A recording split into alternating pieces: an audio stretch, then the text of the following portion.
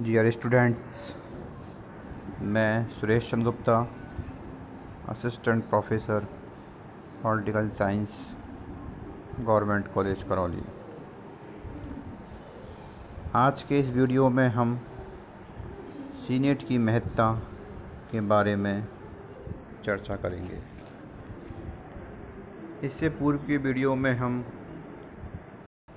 Senate की कार्य एवं उसकी आलोचना के बारे में अध्ययन कर चुके हैं। सीनेट की आलोचनाओं के बावजूद भी इसका अपना महत्व है। सीनेट विश्व की श्रेष्ठतम राजनीतिक संस्थाओं में से एक है। प्रोफेसर लास्की के अनुसार सीनेट अमेरिकन शासन प्रणाली की अद्वितीय सफलताओं में से एक है। प्रोफेसर लास्की ने सीनेट के बारे में क्या कहा है? प्रोफेसर लास्की ने सीनेट के बारे में कहा है कि सीनेट अमेरिकन शासन प्रणाली की अद्वितीय सफलताओं में से एक है। इसके बाद प्रोफेसर लिंडले और रोजर्स का कहना है कि सीनेट आधुनिक राजनीति का सबसे महत्वपूर्ण आविष्कार है। और सर हेनरी मेन ने क्या कहा है सीनेट के बारे में? सर हेनरी मेन का कहना है कि जब से आधुनिक प्रजातंत्र का विकास हुआ है, तब से जितनी भी संस्थाओं का निर्माण किया गया है, उनमें यही एकमात्र पूर्ण सफल संस्था रही है। जिस प्रकार रोमन यह कहते हुए कभी नहीं थकते कि पीरूस के राजदूत ने रोमन सीनेट को राजाओं की सभा कहा था, वैसे ही अमेरिकावासी भी अपनी सीनेट को राजनीतिज्ञों एवं संतों का ओलंपियन निवास स्थान कहकर पुकारते हैं। इसके अतिरिक्त प्रजातंत्र के अधिकारी विद्वान लॉर्ड ब्राइस, ब्रिटिश प्रधानमंत्री ग्लेडस्टन तथा फ्रेंच लेखक रॉकवेल ने भी सीनेट की बड़ी प्रशंसा की है। और सीनेट की महत्ताओं का वर्णन और उल्लेख निम्न रूपों में किया जा सकता है। यानी सीनेट की महत्ता के किस प्रकार से उल्लेख किया जा सकता है, वो निम्न प्रकार है। नंबर 1, संविधान निर्माताओं द्वारा सीनेट को प्रदत्त महत्वपूर्ण स्थान।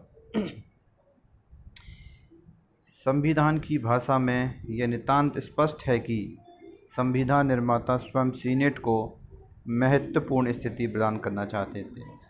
ये स्पष्ट है कि संविधान जो निर्माता थे वो सीनेट को महत्वपूर्ण स्थान यानी कि मजबूत स्थिति में चाहते थे। मुनरो के अनुसार संविधान के प्रथम अनुच्छेद में जहां द्विसदनात्मक व्यवस्थापिका की बात कही गई है, सीनेट का नाम पहले दिया जाना कोई साधारण लिखने की गलती नहीं है। संविधान निर्माताओं में से अधिकांश सीनेट को संघीय व्यवस्था की रीढ़ की हड्डी की दृष्टि से देखते थे। संविधान निर्माताओं को इस बात का भय था कि कहीं जनता द्वारा निर्वाचित प्रतिनिधि सभा प्रजातंत्रात्मक उत्तरदायित्वहीनता की स्थिति को न अपना ले, या कहीं राष्ट्रपति एक निरंकुश शासक की स्थिति को ग्रहण न कर ले। इस कारण उनके द्वारा सीनेट को प्रतिनिधि सभा की विधायी शक्ति और राष्ट्रपति की कार्यपालिका शक्ति दोनों पर अंकुश लगाने का अधिकार प्रदान किया गया था। कहने का तात्पर्य यह है कि संविधान निर्माताओं के मन में यह भय था कि कहीं प्रतिनिधि सभा निरंकुश न बन जाए या राष्ट्रपति निरंकुश न बन जाए। उन दोनों पर नियंत्रण बनाए रखने के लिए सीनेट को सुदृढ़ स्थिति प्रदान की गई थी। इसी प्रकार सीनेट और प्रतिनिधि सभा राष्ट्रपति की उपेक्षा कर अनेक कार्य संपन्न कर सकती है, परंतु ऐसे कार्य लगभग नहीं हैं जिन्हें राष्ट्रपति और प्रतिनिधि सभा दोनों मिलकर सीनेट की उपेक्षा करते हुए संपन्न कर सके। इस प्रकार संविधान निर्माता द्वारा सीनेट को शासन के गुरुत्वाकर्षण केंद्र की स्थिति प्रदान की गई है। सीनेट को क्या हुआ? संविधान निर्माताओं द्वारा सीनेट को शासन के गुरुत्वाकर्षण केंद्र की स्थिति प्रदान की गई है। अब सीनेट का दूसरा क्या है, वो आता है सीनेट की विशेष शक्तियाँ। संविधान और परंपराओं के आधार पर सीनेट को कुछ ऐसी शक्तियाँ प्राप्त हैं जो विश्व की किसी भी व्यवस्थापिका के द्वितीय सदन को प्राप्त नहीं है, और इन शक्तियों के आधार पर सीनेट की महत्ता बहुत अधिक बढ़ गई है। कानून निर्माण के क्षेत्र में सीनेट प्रतिनिधि सभा के समकक्ष है, और यह बात केवल साधारण विधेयकों अपितु वित्तीय विधेयकों के संबंध में भी सही है।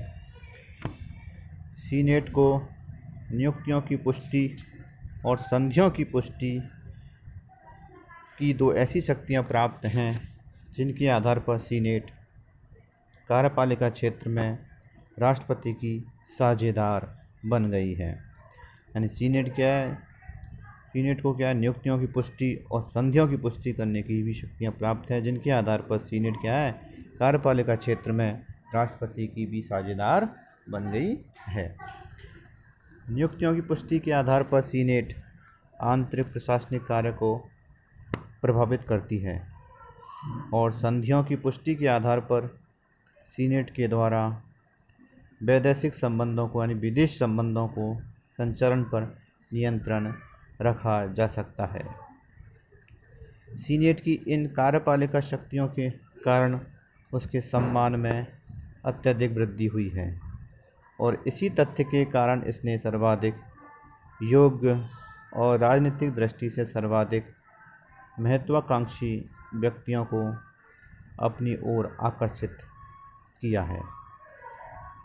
अब सीनेट की तीसरा महत्व आता है मंत्रिमंडलात्मक पद्धति का अभाव, एब्सेंस ऑफ कैबिनेट सिस्टम।